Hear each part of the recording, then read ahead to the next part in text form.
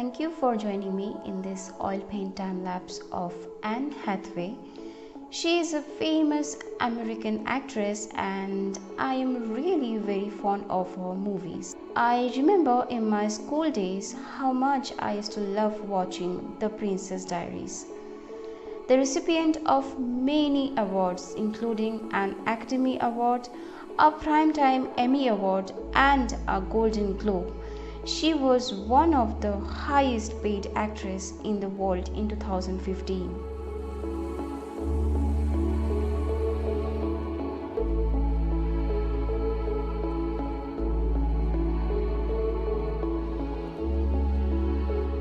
Well, I am doing this painting on 160 GSM sheet and I have gessoed the sheet before using any oils onto it, and I am using a limited palette for this painting, which includes titanium white, burnt umber, burnt sienna, crimson lake, ultramarine blue, yellow ochre, scarlet red and ivory black.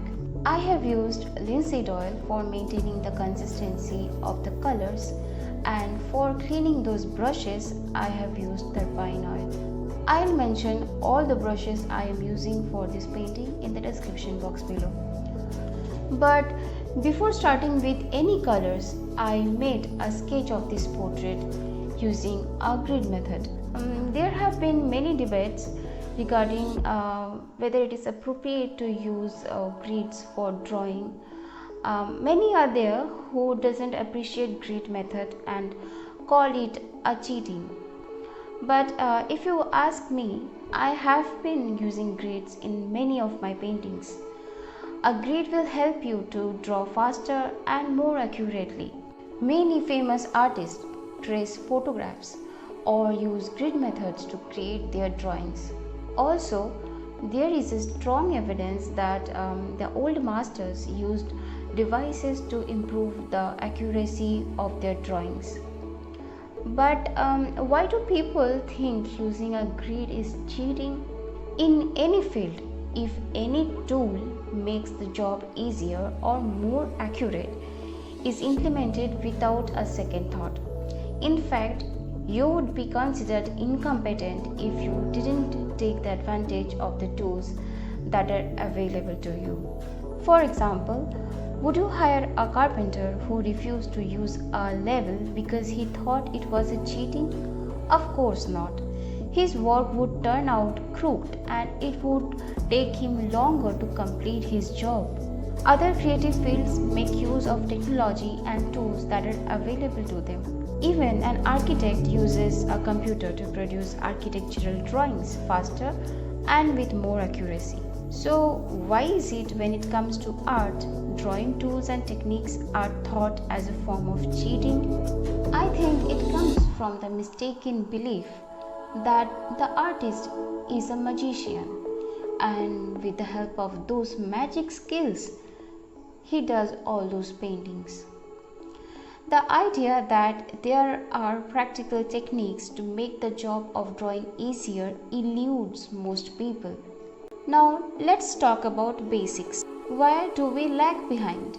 Why do we need to use grids? There are many people who never learn how to draw. While everyone learns how to do basic math, how to do spellings, read, grammar, but there are very few people who learn or get the chance to learn how to draw. And drawing isn't often taught in school. Most art classes supply drawing and painting supplies, but there's a very little instruction on how to draw accurately from life. So, most people go through life without learning basic drawing skills. There's also a common belief that you can judge an artist based upon their ability to faithfully capture reality. If that were the case, then the camera would have replaced the artist a long time ago. There's more to art than duplicating the reality. There are many professional artists who use grids to help them draw, and the artist who paints hyperrealistic painting or do hyperrealistic drawings use grid methods as their tool. Even though if I can achieve the same accuracy in a drawing without using a grid, I often use grid for making paintings on a larger scale or when I work on a larger canvas.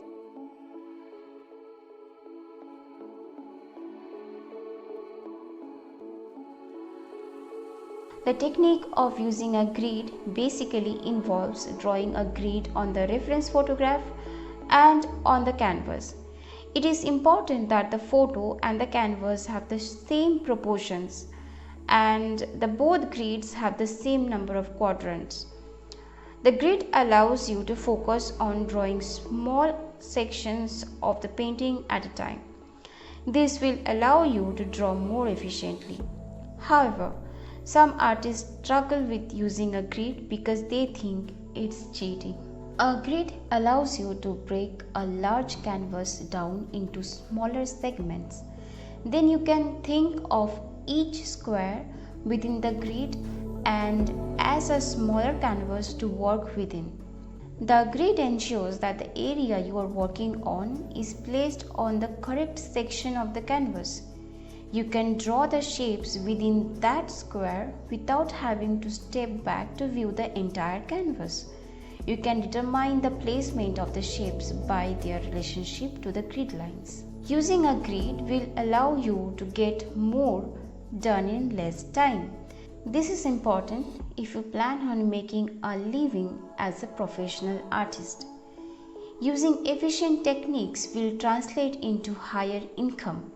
You will be able to make more paintings done in less time, which will also help you to improve at a faster rate. So guys, do you still think using grid lines is a cheating, or it is not appropriate to use grid lines for a painting? Let me know your thoughts in the comment section below. And this is the final view of my painting. Let me know how much you enjoyed this painting video and how much you have learned from this video. And don't forget to subscribe to this channel and click the bell icon for more painting video updates. So guys, have a nice day. I'll see you soon in my next video. Till then, take care, stay safe and keep creating more and more painting. Bye bye.